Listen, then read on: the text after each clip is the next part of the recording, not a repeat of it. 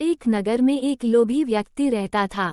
अपार धन संपदा होने के बाद भी उसे हर समय और अधिक धन प्राप्ति की लालसा रहती थी। एक बार नगर में एक चमत्कारी संत का आगमन हुआ। लोभी व्यक्ति को जब उनके चमत्कारों के बारे में ज्ञात हुआ तो वह दौड़ा दौड़ा उनके पास गया और उन्हें अपने घर आमंत्रित कर उनकी अच्छी सेवा शुश्रूषा की। सेवा से प्रसन्न होकर नगर से प्रस्थान करने के पूर्व संत ने उसे 4 दीपक दिए। चारों दीपक देकर संत ने उसे बताया, पुत्र, जब भी तुम्हें धन की आवश्यकता हो तो पहला दीपक जला लेना और पूर्व दिशा में चलते जाना। जहाँ दीपक बुझ जाए उस जगह की जमीन खोद लेना, वहाँ तुम्हें धन की प्राप्ति होगी। उसके उपरांत पुनः तुम्हें धन की आवश्यकता हुई तो दूसरा दीपक जला लेना, जिसे लेकर पश्चिम दिशा में तब तक चलते जाना जब तक वह बुझ ना जाए। उस स्थान से जमीन में गड़ी अपार धन संपदा तुम्हें प्राप्त होगा।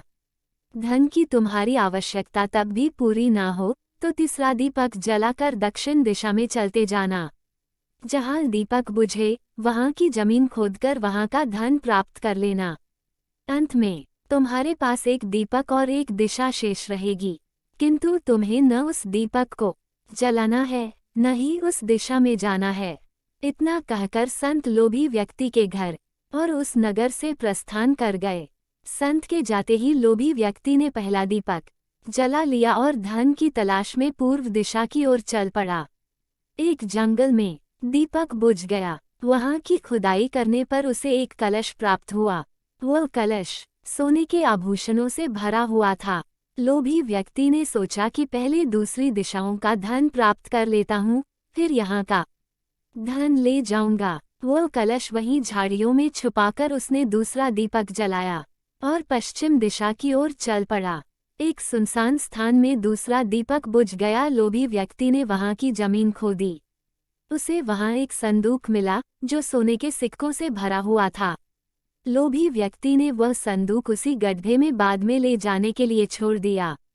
अब उसने तीसरा दीपक जलाया और दक्षिण दिशा की ओर बढ़ गया। वह दीपक एक पेड़ के नीचे बुझा। वहां जमीन के नीचे लोभी व्यक्ति को एक घड़ा मिला जिसमें हीरे मोती भरे हुए थे। इतना धन प्राप्त कर लोभी व्यक्ति प्रसन्न तो बहुत हुआ, किंतु उसका लोभ और बढ़ गया। वह अंतिम दीपक जलाकर उत्तर दिशा में जाने का विचार करने लगा, जिसके लिए उसे संत ने मना किया था। किंतु लोभ में अंधे हो चुके व्यक्ति ने सोचा कि अवश्य उस स्थान पर इन स्थानों से भी अधिक धन छुपा होगा जो संत स्वयं रखना चाहता होगा। मुझे तत्काल वहां जाकर उससे पहले उस धन को अपने कब्जे में ले लेना चाहिए।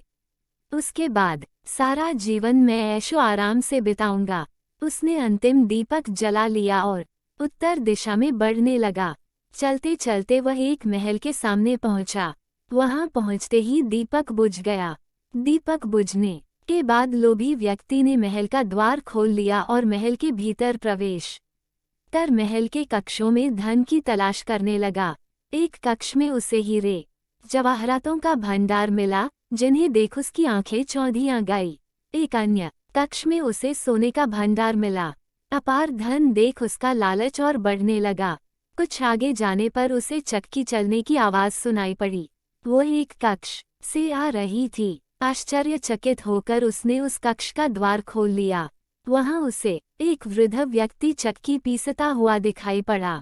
लोभी व्यक्ति ने उससे पूछा, यहाँ कैसे पहुँचे बाबा? क्या थोड़ी देर तुम चक्की चलाओगे? मैं जरा सांस ले लूं, फिर तुम्हें पूरी बात बताता हूँ कि मैं यहाँ कैसे पहुँचा और मुझे यहाँ क्या मिला। वृद्ध व्यक्ति बोला। लोभी व्यक्ति ने सोचा कि वृद्ध व्यक्ति से यह जानकारी प्राप्त हो जाएगी कि इस महल में धन कहाँ कहाँ छुपा है, और उसकी बात मानकर वह चक्की चलाने लगा। इधर वृद्ध व्यक्ति उठ खड़ा हुआ और जोर जोर से हंसने लगा। उसे हंसता देख लोभी व्यक्ति ने पूछा, ऐसे जे क्यों हंस रहे हो? ये कहकर वह चक्की बंद करने लगा। अरे अरे, चक्की बंद मत करना, अब से ये महल तेरा है। इस पर अब तेरा अधिकार है और इस चक्की पर भी। ये चक्की तुम्हें अब हर समय चलाते रहना है, क्योंकि चक्की बंद होते ही ये महल ढह जाएगा और तू इसमें दबकर मर जाएगा। गहरी सांस लेकर वृद्ध व्यक्ति आगे बोला, संत की बात न मानकर मैं भी लोभवश आखिरी दीपक जलाकर इस महल में पहुंच गया था। तब से यहाँ चक्की चला रहा हूँ। मेरी पूरी जवानी चक्की चलाते चलाते निकल गई। इतना कहकर वृद्ध व्यक्ति वहां से जाने लगा। जाते जाते ये बताते जाओ कि इस चक्की से छुटकारा कैसे मिलेगा। लोभी व्यक्ति पीछे से चिल्लाया। उद्धरण चिन्ह। जब तक मेरे और तुम्हारे जैसा कोई व्यक्ति लोभ में अंधा होकर यहाँ नहीं आएगा, तुम्हें इस चक्की से छुटकारा नहीं मिलेगा। इतना कहकर वृद्ध व्यक्ति चला गया। लोभी व्यक्ति चक्की पीसता और खुद को कोसता रह गया। सीख। लालच बुरी बला है।